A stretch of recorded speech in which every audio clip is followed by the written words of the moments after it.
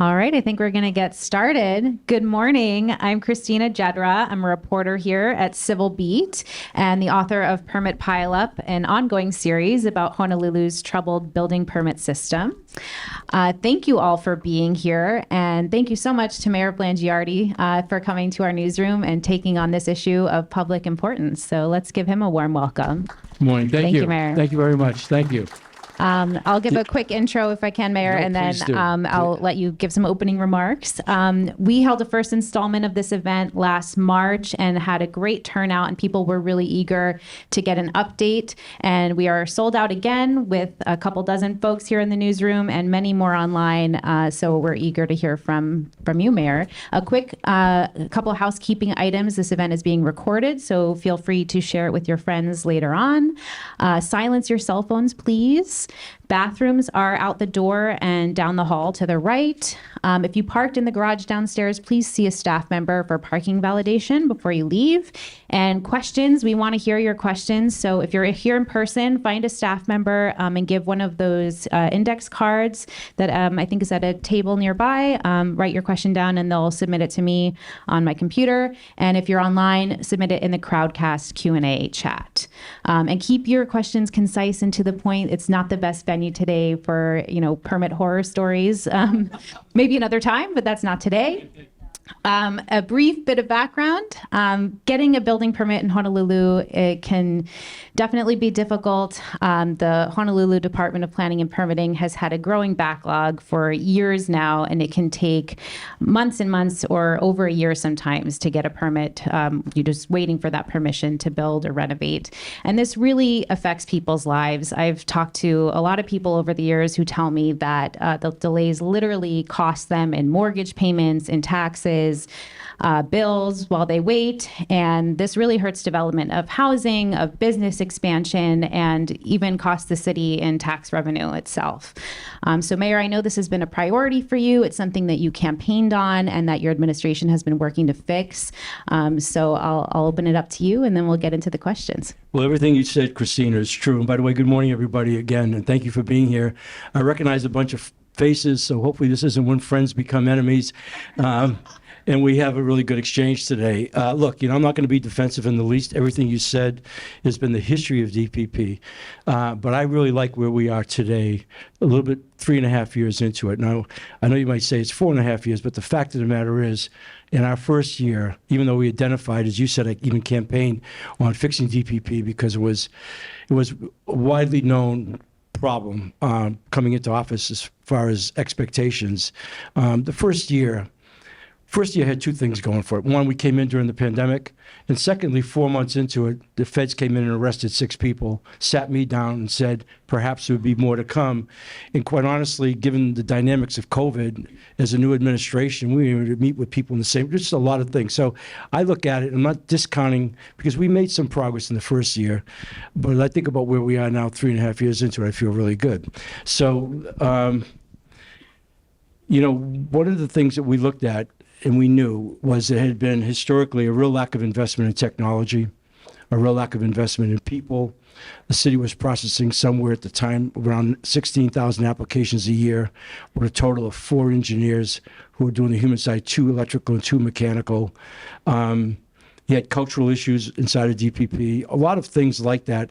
That took some time, if you will, in assessing the problem to figure out what was going to be our plan of attack. And that is our approach operationally, is we're problem solvers.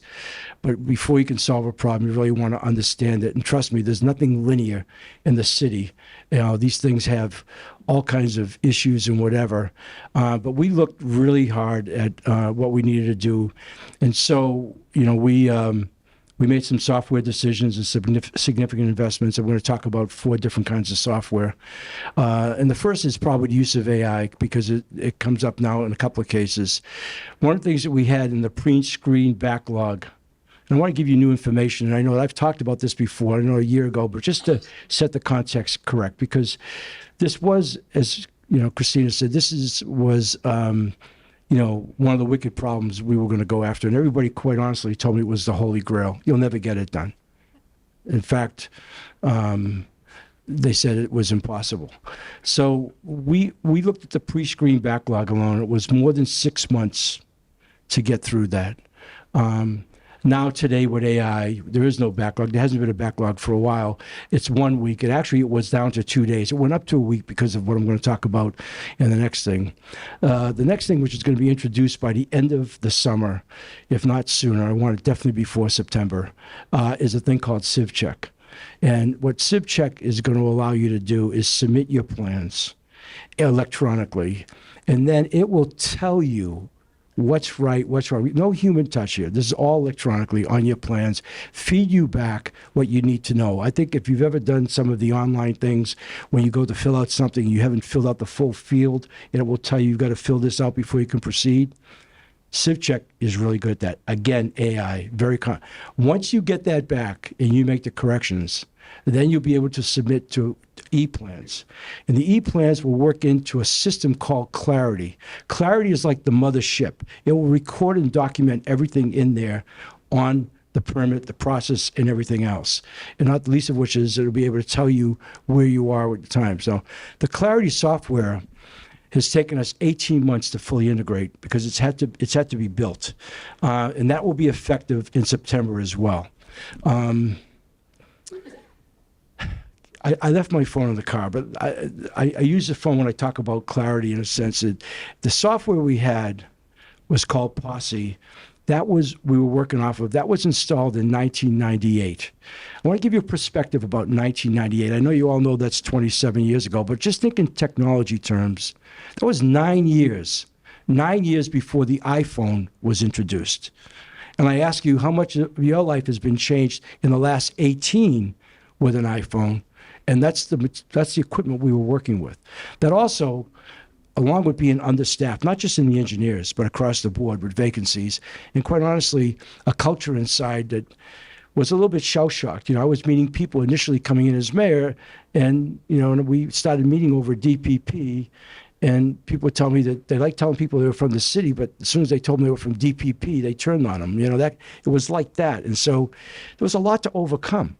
Not the least of which we had some corruption going on, and that was new to me, coming from the private sector. I mean, I had a lot of management issues in my life. I never had that kind of a situation before. But anyway, our use of AI, our use of the Clarity system, along with CivCheck, and being able to is going to accelerate everything. Okay, and it's going to allow you to know where your permit is. There's going to be no more black holes.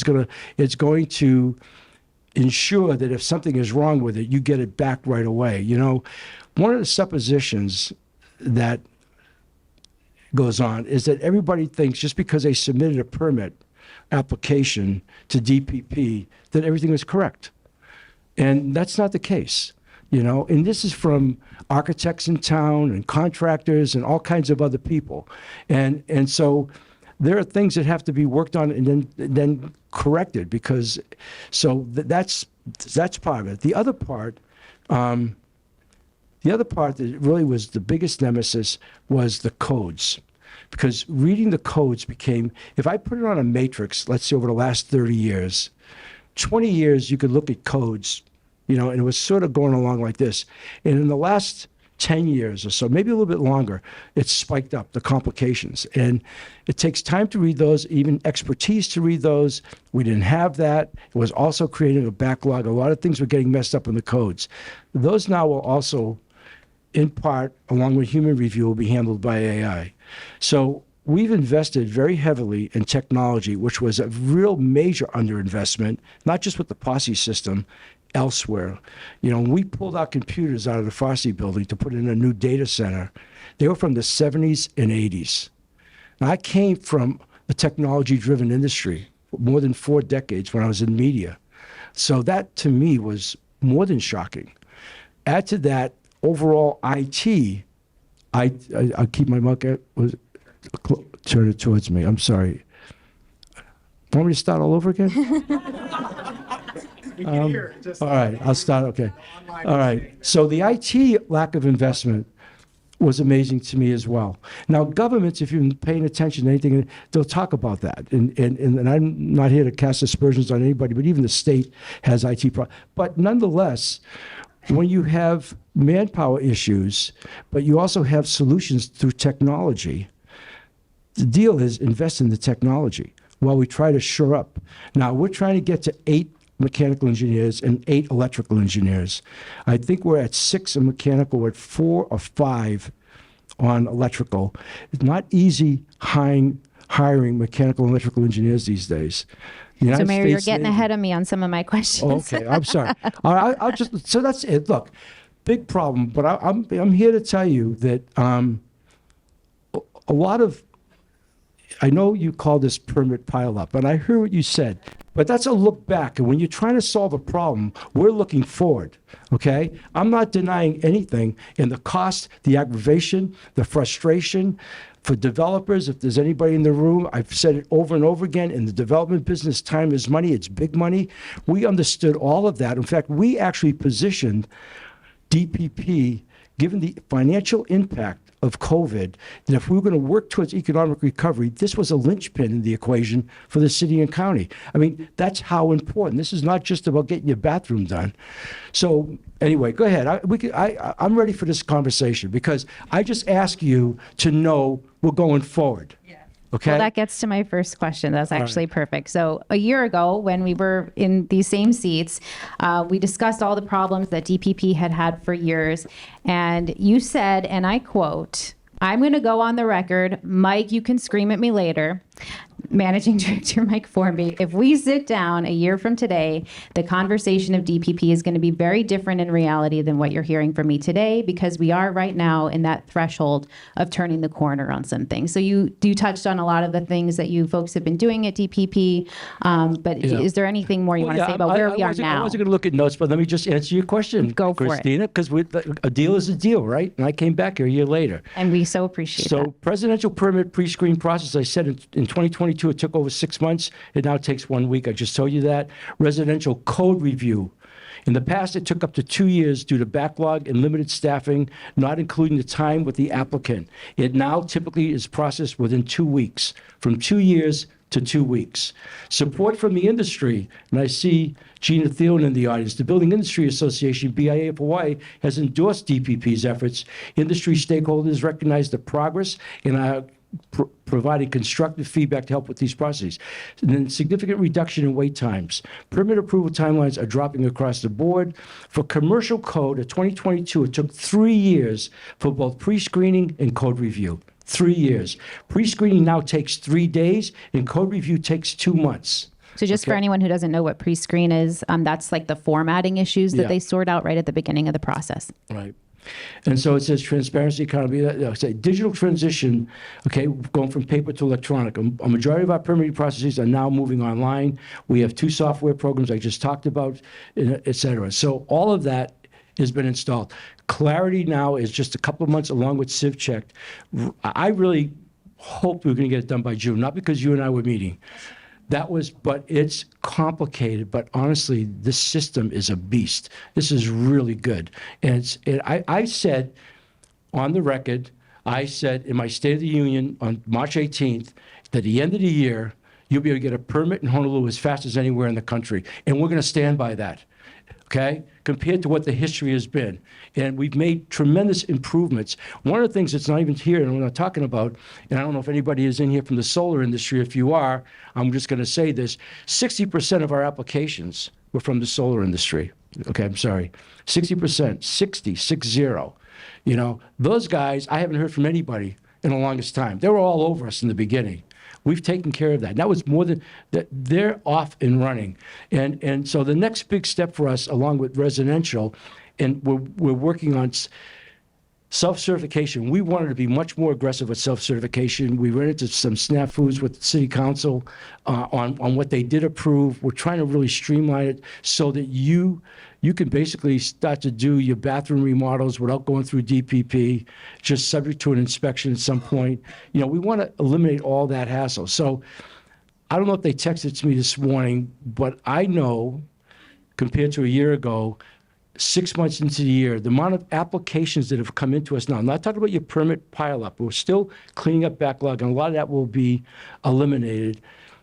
But we're running almost concurrent with the applications that are coming in now. And we haven't even kicked in the rest of the stuff. So that, to me, is really big progress. And I'm going to stand by what I said. Fully operational by the end of the year, knowing that we're going to get it in by the fall.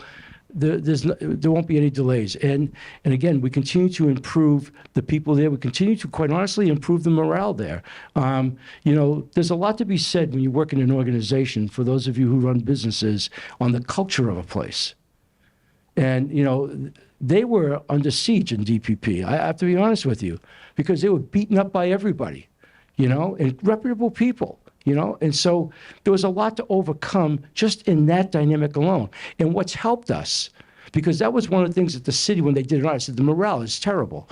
But what's helped us is, for the first time, they've seen us invest in technology, invest in people, hire people, improve the pay scale of the engineers and the other people that we were doing that they hadn't done. We've made it the kind of priority in order to make it a functioning business. So I'm going to say it again. This is going to be a huge win for us. We're not quite there yet, but we are well on our way, and I have great confidence in the plans. I hear that DPP has been doing a lot of things internally to kind of build a foundation for success going forward, with the technological upgrades, the AI coming soon, hiring contract workers that are human for now, to review plans. As a reporter, though, I am always curious about what does it look like from the customer's end. So I did pull the data from the city website to see what does it look like from application to permit issuance, like having that permit in hand. And so I made a chart. So this is where we are from 2019 on the left to the first 3 months of this year. And that's for people who got a permit issued to them and saying how long they waited. So we've seen some improvement in residential, and this is median time by days. So that's close to 300 days in 2024. It's coming down closer to 250 for residential. Commercial is still about a year longer. When you see these numbers, Mayor, what's your reaction to where we are for the customers? That doesn't surprise me. As I've said, that's everything we're working towards, and we haven't been able to implement what I just told you we're about to do it. This is what we're up against. Look, and I think since that's only the first quarter and this is the first half of the year, let's just see where we are 6 months from now. And I have a lot of confidence in that. And look, some of this stuff, and you all know this, everybody knows this. Sometimes in order to fix something, things get worse before they get better. And that's just the reality of it. And that's not an excuse. Fix a tough problem like this. I dare you. I challenge you. Okay? You'd have the same kind of results. So I'm unfazed by this. And I'm sorry if I seem hostile. I don't mean to sound hostile. But I'm telling you, everybody said this problem could not be fixed. Everybody. And we're fixing it. And we're almost there. I look forward to next year when you show me this flat line, and I'm going to sit there and go, well, Christina, what are we going to talk about? So that sounds good. Let's do it. Some people have gotten so turned off by the whole process that they don't even bother waiting, right? We saw that with the hosts of Renovation Aloha. I wrote a story about that on the HGTV. That's gotten better, though. I have some notes on that, but go ahead. Yeah. So just if I can finish my question. So our reader Jocelyn asked about enforcement, which kind of relates to this. She asked, why are permit violators allowed to apply for retroactive permits for renovations or additions that are already done? I reported a clear violation, she said, and the builder was allowed to continue without stoppage. Do you think DPP lets people off easy that are breaking the rules or skirting the process? I don't know how to answer that. I would tell you that there's a difference between letting people off easy and not having the enforcement teeth that I would like us to have. And that's also part of what needed to evolve. And that is impacted by short-term vacation rentals and other things, because we have not been in the enforcement business. We've been in the inspection business. There's a big difference between inspecting, somebody gets an NOV, and then the follow-up enforcement. And that's one of the things that we're working on. Would you like to see tougher enforcement? Is that what you're saying? Yeah, I would. Because look, I'm a person that says we all should live by the rules. That helps everybody. If you have some structure and boundaries, and you get better compliance. And that's part of what needs to be overcome. I would tell you, that I came into the office being a taxpayer my whole life, and if I was behind on taxes or whatever, it seemed, oh my God, the hammer would drop, and you had a, it was like that. And everybody kind of presupposes that enforcement at the city on things like that would be this. It's not that way. Even though we collect property, it's different on things like this. And we're working on that. We're improving on that because we have to. Because if there's, it's behavior modification. You're raising a baby. If there's no consequence, it becomes meaningless. And candidly, that was also part of the insidious problem. There was no consequence. We had people with fines that had amassed up huge fines. Nobody collected it, and they didn't give a damn. I don't like that. Okay, and I'm a really easygoing guy, but I play by the rules. And so we're doing a better job on it. That's something we haven't talked very much about publicly. It's been a source of frustration for me once I became aware, and we're getting better at it. You touched on this, I think, a bit earlier, but Director Takeuchi Apuna has noted the role of applicants in the permitting process and how quality plans can speed things along, low quality plans can slow things down. And I'm sure that that's true, as in any profession. There may be lazy contractors submitting stuff that's not up to snuff. And when the delays happen, there can be blame on both sides. I think what's here, though, is that we have like an average experience, or at least a median experience, of people, experiencing delays. And that gets people to say that the system is fundamentally broken. And then they ask, why do we have so many regulations in the first place? Yeah. And in other places like San Francisco, let's see, the mayor there has identified some regulations to eliminate. And I love the headline. Yeah. So I agree. I was curious if your administration had identified any rules that you think could be done away with. Yeah, my managing director's in the room. This is one of his favorite topics, Mike Formby. We've got a lot of rules that don't make sense.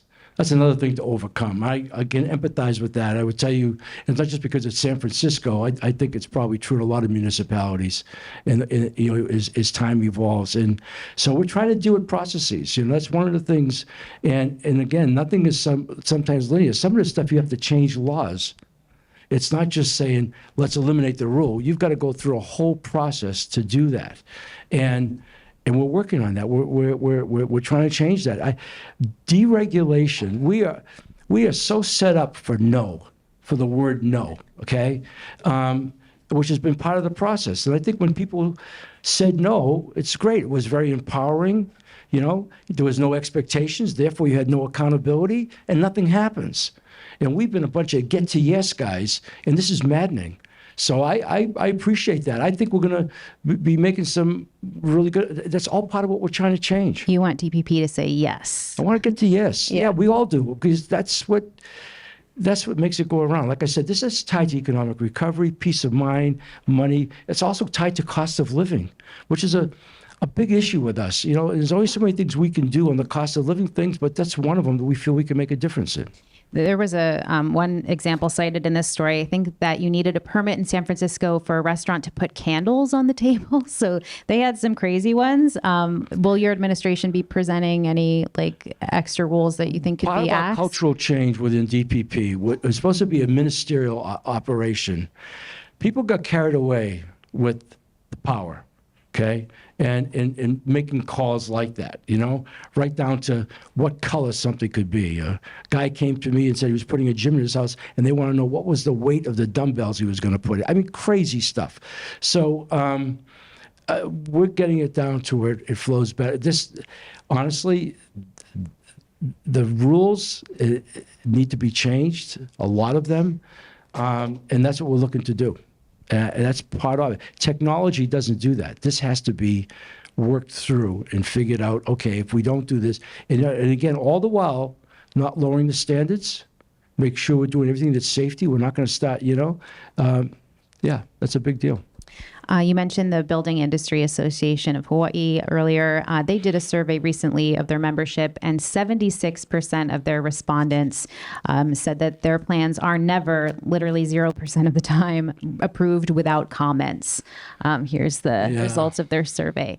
And people pointed out to me that you often have licensed architects submitting their plans to folks who are, city workers who don't necessarily have a background. And this is where the technology is going to streamline all of that. Before it gets to a human review and somebody either unilaterally, because one inspector might say something and the other inspector might, all that other stuff, electronically, you're going to know everything is solid before it gets to a human review.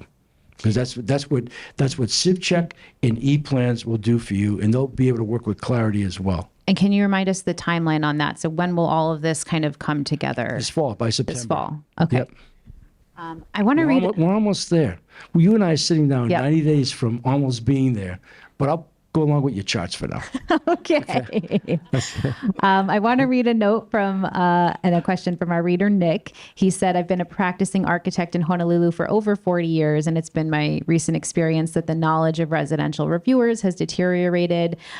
This is no doubt, he said, to what I understand are appalling low starting salaries and job application requirements. So he's wondering if we could, require a college degree and then pay them more. And Mayor, we've talked about this before in this story. I know that you raised the salary for engineers, which are necessary positions for commercial plans. But as for residential, can you update us on where we stand with salaries and the workforce at DPP?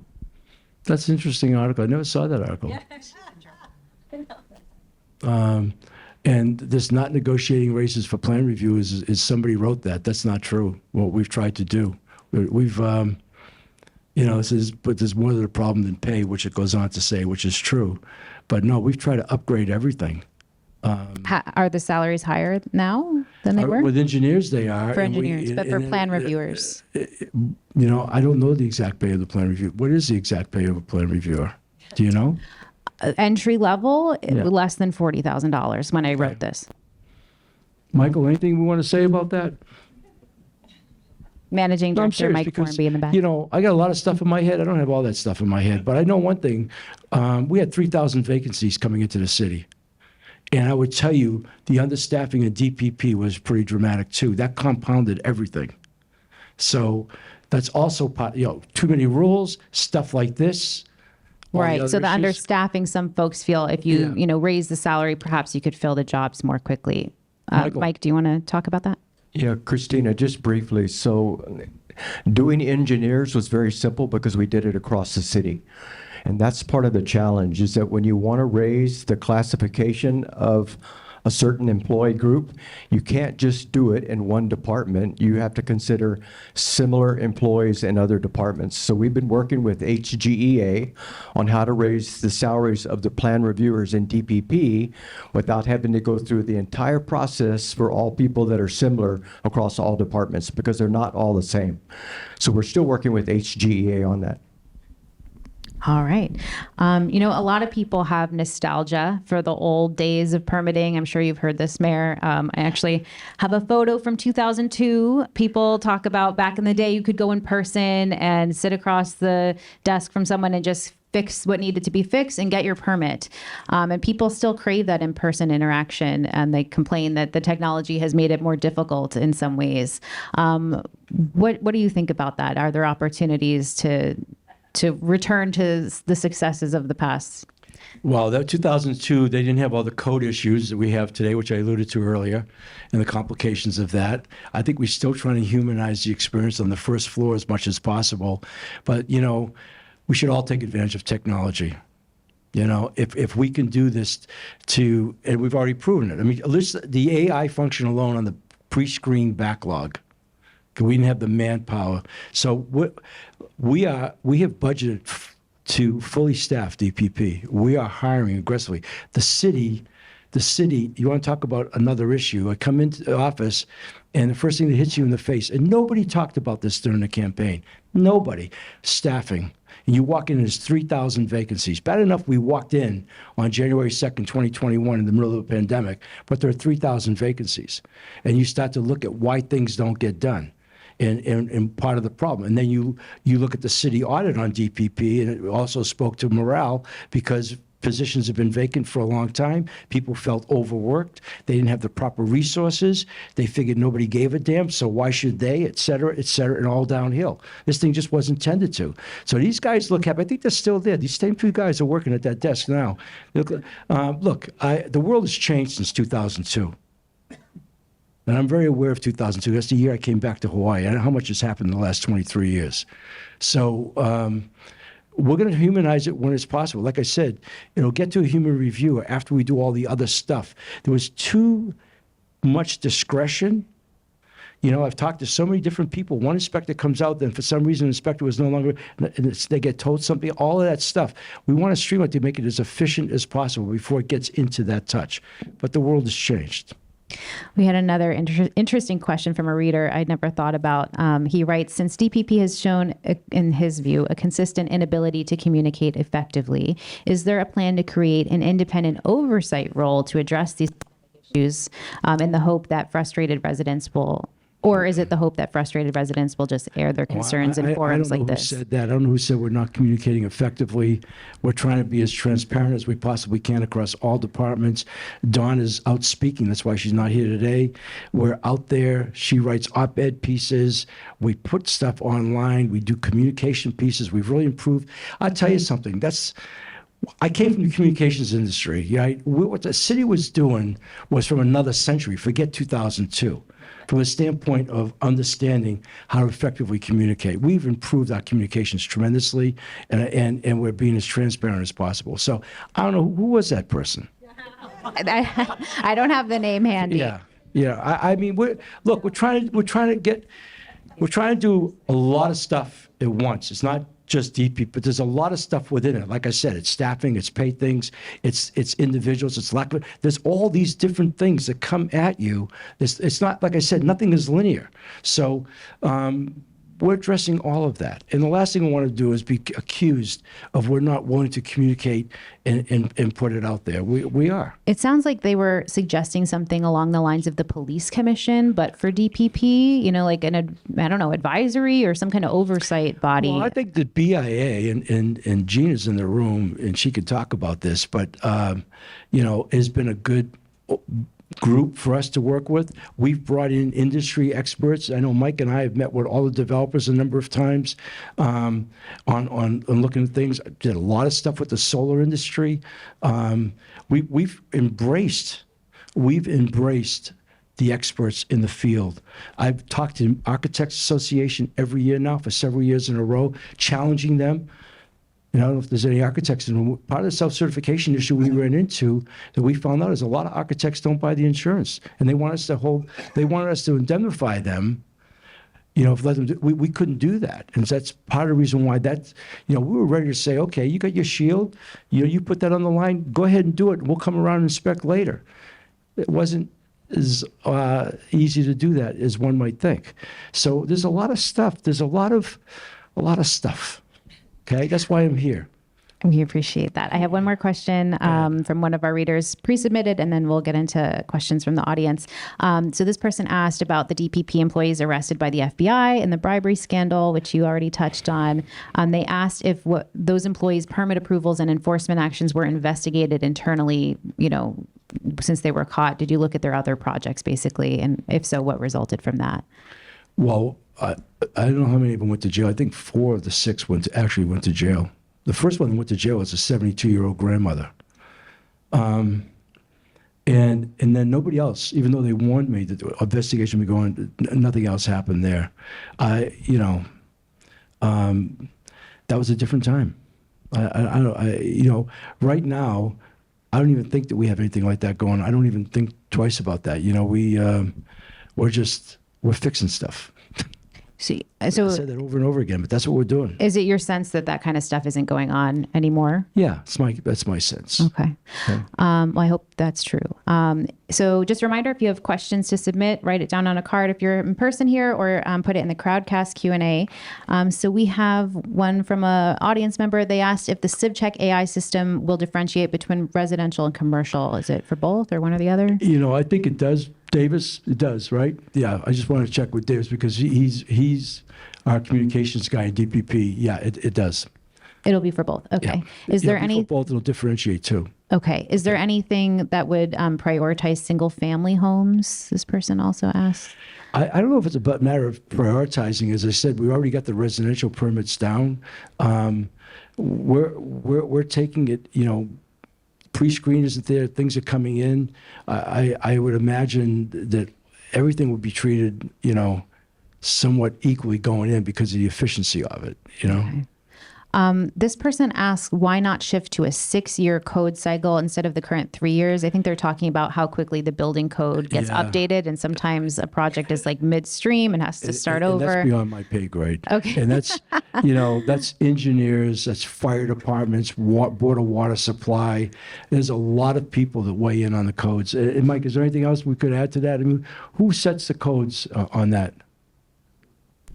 The codes are international and state, and there has been a recommendation that we go off cycle and that we actually give leniency and we don't adopt codes every 2 years like is typically suggested. So we're looking at that.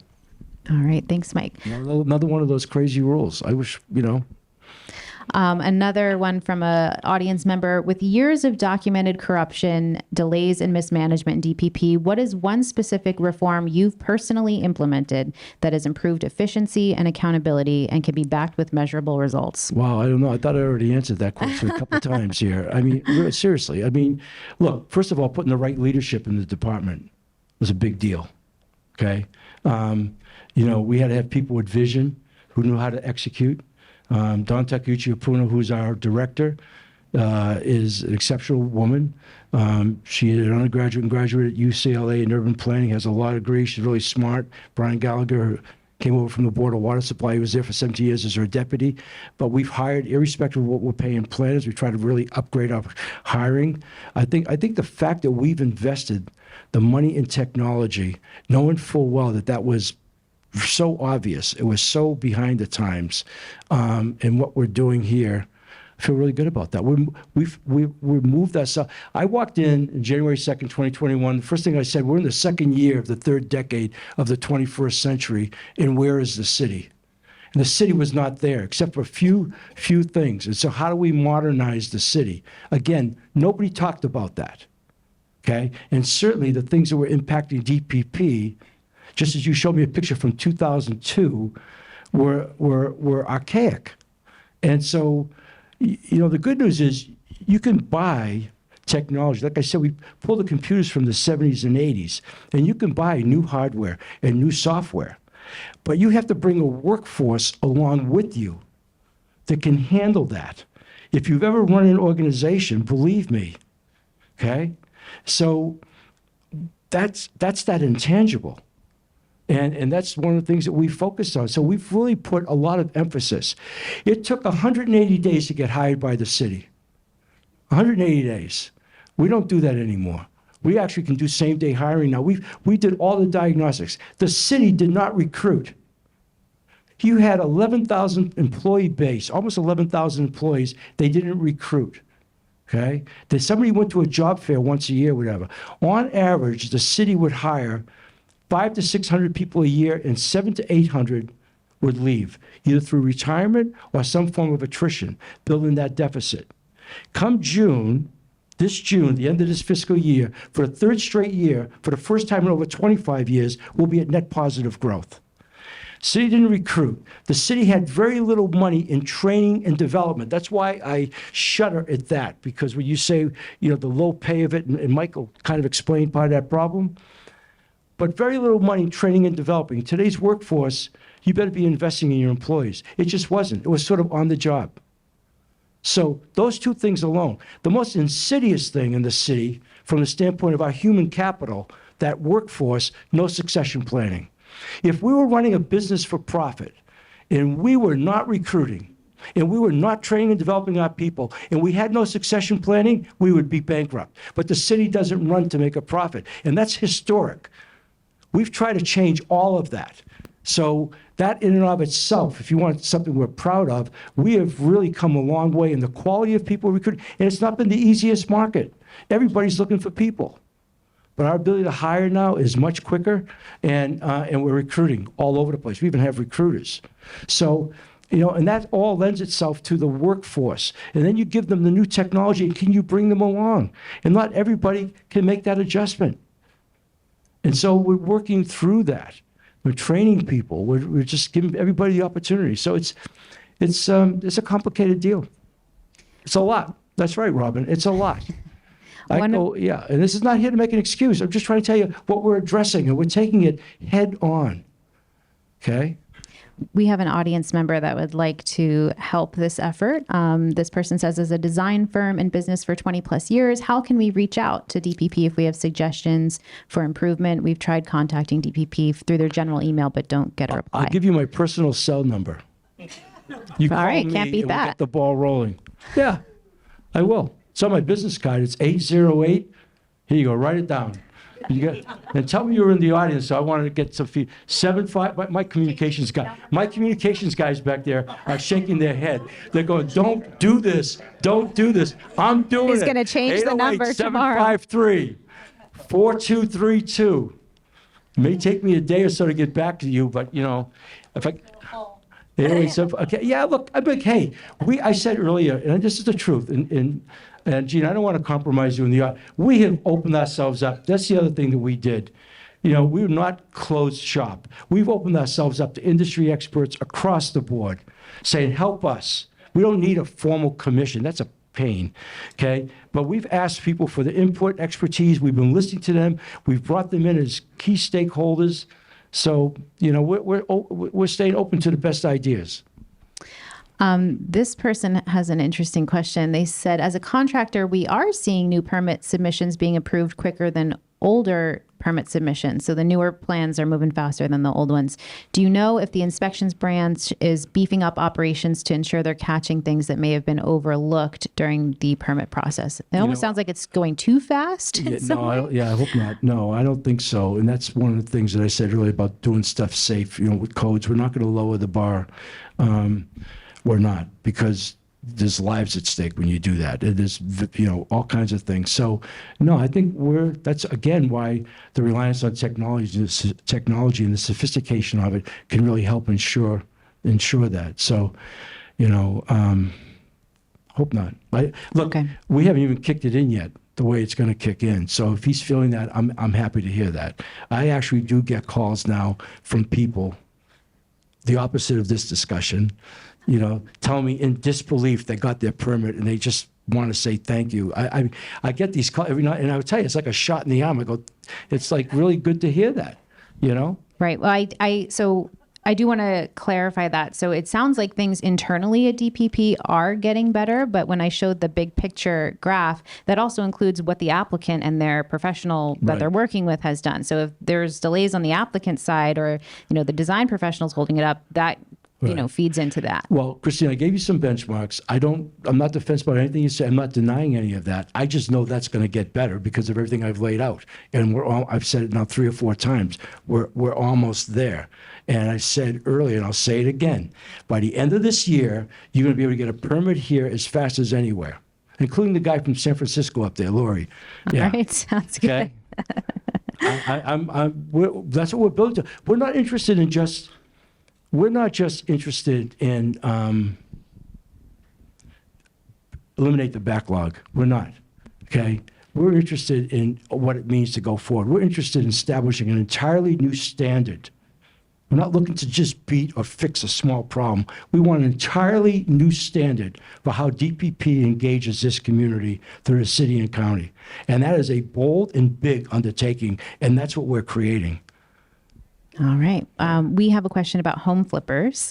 There are weekly instances of investment homes that are being bought and sold without any required permits. This person says this is one of the direct reasons for the increase in home prices. What are you doing to crack down on the investors flipping homes with no permits?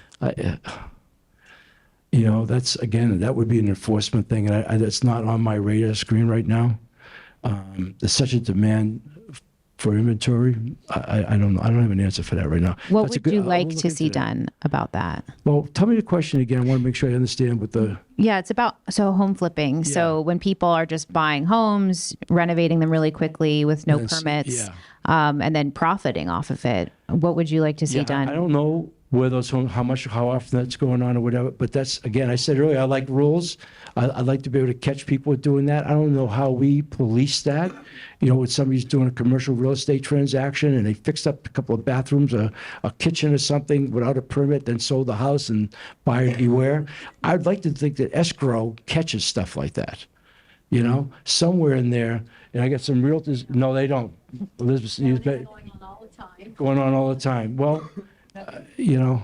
including the picture that they just showed. Yeah, well, we crack down on those guys more and more, okay? The Renovation Aloha folks did get a lot of permit violation Yeah, notices, so that is they did. correct. Look, you know, this is the other part of it. We're the city and county government, if you will, and I understand, you know, public safety. This comes under sort of a public safety umbrella, but you know, damn it, when people are just doing bad stuff and cheating, and you don't have enough people to play. You know, you just need good people. You know, the people doing that stuff, there's always going to be that kind of stuff. You know, you can't have an inspector any more there than you can have a cop somewhere, you know, waiting for, go ahead and commit the crime. I'm standing right next to you. This stuff that goes, and that's that's what's maddening to me, because you like to idealistically think that everybody's being ethical and that what we're trying to do is really help people who are just trying to play by the rules. And then you get people who don't, you know? That's got, you know. Yeah. Someone has a question about the AI review that's coming. Is there a risk that the AI will require too much detailed information on plans? So No, could the not- technology create new problems, basically? You know what? That's not to my knowledge. I think things are going to be pretty straightforward. I think the thing that they're going to do is going to let everybody know where their application is without having to call into the black hole. They're going to stay current with it. They can make the corrections. I started to say this before. You know, I can't tell you how many times I get a call from somebody prominent, and I try not to interview with DPP, but I'll just say, okay, I'll check on the status. And then I check on the status because and it finds out it's been back at their architect or their contractor for 9 months, 10 months. You know, it's not even a DPP anymore. You know, so we're not looking to complicate. We're looking, so I think this is going to be really good for people to understand where their permit is, for nothing else. Things that I've been caught because they don't know, feel like it's been a black hole, what the status of that is, and it's going to be a lot more efficient. The last thing we're going to do is try to make it more complicated. Honestly, I have in my office, I'm an old football coach. Keep it simple, okay? Everything we try to do, we break it down, keep it clear and easy to understand. You know, we're not, you know, it's bad enough the codes are very complicated. Well, one tip that I learned through my reporting is if you're wondering where your permit is, you can actually be added to the correspondence, like through the DPP system. So you can get all the emails that your design professional is getting, so you're up to date on where it is. And if it's with your design professional, then you can nag them instead of DPP. And that's right now. That's a recent improvement. Yeah. Yep. Yes.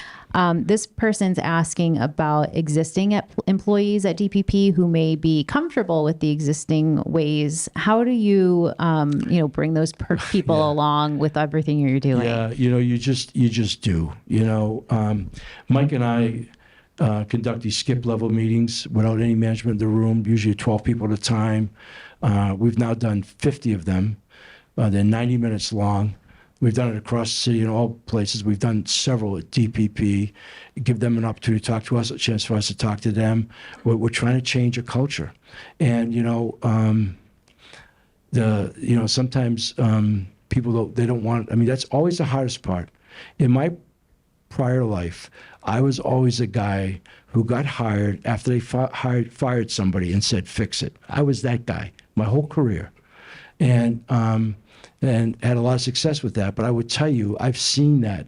There is a thing that they joke about in government. It's not just germane to the city and county of Honolulu. And it's true with civil service employees probably everywhere. And I'm always careful because if anything, I try to be almost a cheerleader, never denigrate the men and women we work with. But there's a thing in a big organization called the weebie syndrome, okay? Which is We be here before you, we be here after you, okay? And good luck if you think I'm going to change, all right? And I'm not naive to that. And that's one of the things that you're up against, because people have seen mayors come and go.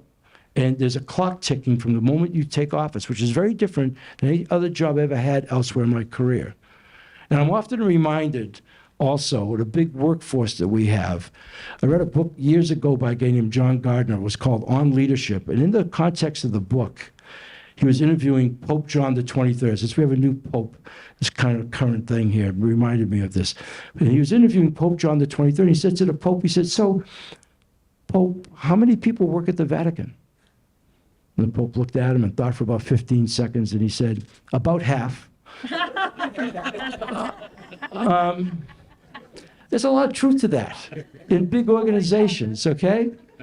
There's a lot of truth to that. So between that and the we be syndrome, and quite honestly, lack of training and development, or people who just don't know how to do their jobs, who are hiding, all of that stuff is a reality when you're trying to improve. You have to, you said earlier about you want to humanize DPP. Well, we've got, 10,000+ people, and that's not easily shifted. And we've only had a little bit more than 3 years at it. But a lot of people are coming around because we are not just a DPP, we're doing things that haven't been done before, and they're seeing that. And really, I want to tell you, one of the things that I hear constantly when Mike and I get together with these groups and I say, "What brought you to the city? What do you like about your job?" I'll tell you, there's a special person that kind of wants to work for the city because there's so much pride in trying to take care of the place where they're raising their kids or where they were raised, with their parents. I mean, there's a unique pride to working for the city and county. If we get all this other stuff right, that's what we're trying to tap into. And I know this sounds very idealistic, but when you're dealing with this kind of scale, you have to be idealistic. You have to be positive, but you also have to do something for them. You just can't go rah-rah. And that's why the investments we're making in people and in technology, in trying to eliminate archaic practices, they see that, and they appreciate that. And the other thing, and I'm going to say this in all sincerity, because for me, I put a premium on leadership. The cabinet we have at the city and county, and I have no way of comparing, but I'll tell you right now, by a lot of people's standards, is the best we've ever had. The leadership across the board. I rely on those men and women and their expertise across the board. And we don't look the other way if we have an issue. We came in and we had to put together a cabinet in November and December of 2020. Mike Formby and I, is my first managing director. November and December of 2020, we had been shut down since March. The fear and uncertainty in this city was unbelievable. It was unlike anything I ever saw before, and I've lived here since 1965. It was palpable. We all know that. We all remember that. We were humbled by the quality of the men and women who came forward. We put our cabinet together, and we got about 80% of it right. Over the course of the last 4 years, we've made those adjustments. And there was another adjustment yesterday that's going to take place because you saw this morning's paper, Chief Logan retired. And now we're going to be looking for a new chief of police, okay? But we're not compromising on the leadership. And I would tell you, the quality of leadership we have right now is making a big difference through the rank and file through all those various departments too. Because they see it. They see the commitment, they see the capability, and I know how those people are managing. So that's one of the other things we're taking on. But, this job is, I learned the saying from Mike Bloomberg, the days are long, but the years are short. That's how this job is. And the kind of stuff we're talking about is not an overnight kind of thing. It's true. We got a couple more questions for you, Mayor, before we wrap up. This reader said that their ADU permit was delayed almost a year due to piecemeal reviews, so kind of going back and forth with DPP repeatedly. The same reviewer made a single comment 4 times. Is there a reason DPP hasn't adopted the practice of just one thorough consolidated review? Are they too nitpicky? Yeah, I think there's some of that. I've heard it too consistently to say that that's not true. I think that's what we're looking to eliminate. So before it gets to somebody, it's already going to be checked off through CivCheck e-plans. It's there. Don't mess with it. Just go through the approval. That's what we're headed for. There's too much discretion. Mike likes to use the term, say DPP should have been ministerial. And then what happened over time, people just got a little too powerful for their own good. And, you know, and they like nitpicking, and they think, you know, like I said earlier, whether it was about the color or something, or the way out of bounds on stuff like that. And that's, you know, that needs to be corrected. And that's one of the things that we're adjusting to.